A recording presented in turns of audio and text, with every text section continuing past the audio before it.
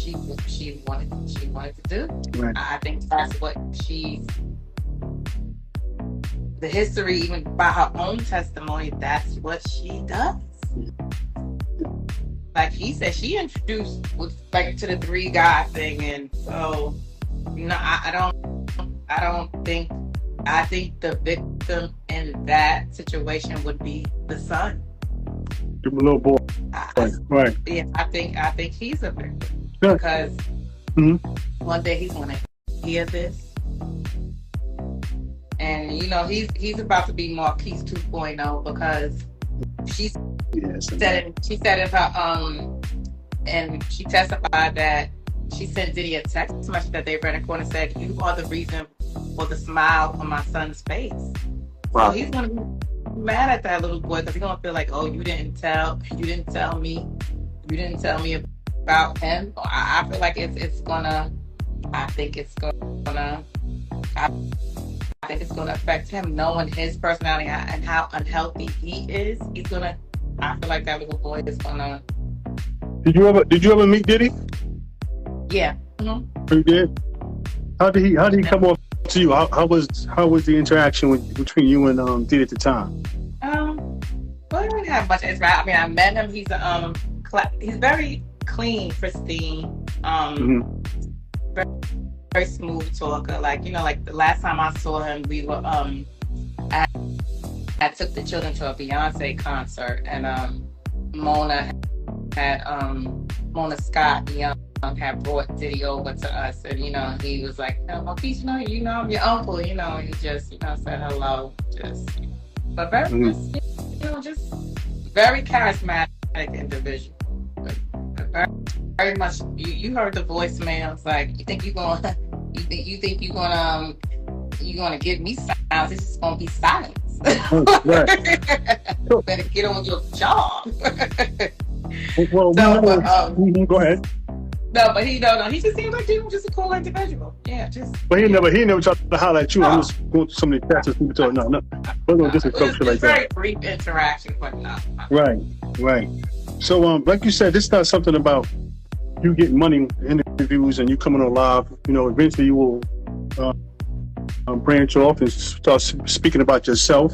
No, if the person is going to have an opinion about me, like, not saying that their opinion matters, but if you're going to have an opinion about me, it's not going to be just based off of what the narrative that he has tried to control, and that's the problem. Right. He has been doing this for years, pre-social media. I'm talking about just in the public for so long. He's been doing this for so long. But I want to segue to what we didn't think he packed off of was the Misa thing. Like, I don't want to forget this. Oh, go ahead. So now, and I come on tour, I see her. She's acting funny. Like you could tell, like she didn't want to engage with me. You could just tell it was funniness. So then now I'm on tour.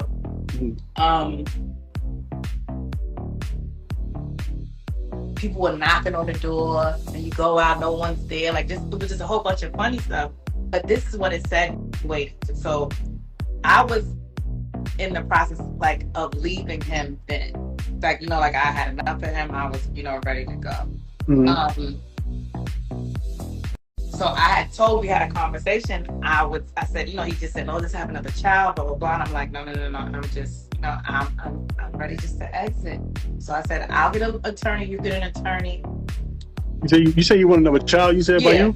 Okay, go ahead. Another child. Because he knows my personality. People use you against you. He knows that probably if I had another child, I probably would stay, whatever the case may be. Right. So I said, I'll get an attorney. You get an attorney. And we'll just do a deal, just do a deal. We don't have to go to court or anything. So that was my thing. I called Misa's lawyer, Brett Kimmel.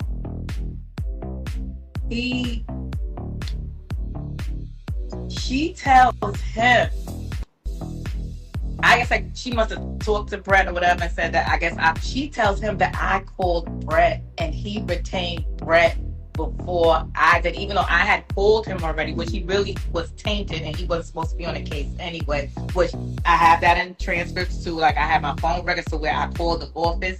Like, if you saw his number there. I had a conversation with him. Like, so which is crazy. But anyway, he was supposed to be on the case anyway. She told him that I retained him, and that's why he filed. Because he knew I was going to, or that would have been, he knew he wasn't going to do a deal with me in the background, so he knew that I was going to file, so that's why he filed. Not because I was greedy and I was asking for more money, it was because he knew I was going to file, and he went and tainted him, and he retained the lawyer that I was trying to retain. Or because she told him. She told him about the attorney. Who told him about the attorney? Misa. It was Misa told her. Okay. Yes. And he filed for child support. Yep. But you know how the handlers do, because we went to a fashion show. G Unit had a fashion, it was Fashion Week. We go to the fashion show. Chris Lighting assistant asked me for a copy of Marquise's birth certificate, and I'm like, no. What, nigga?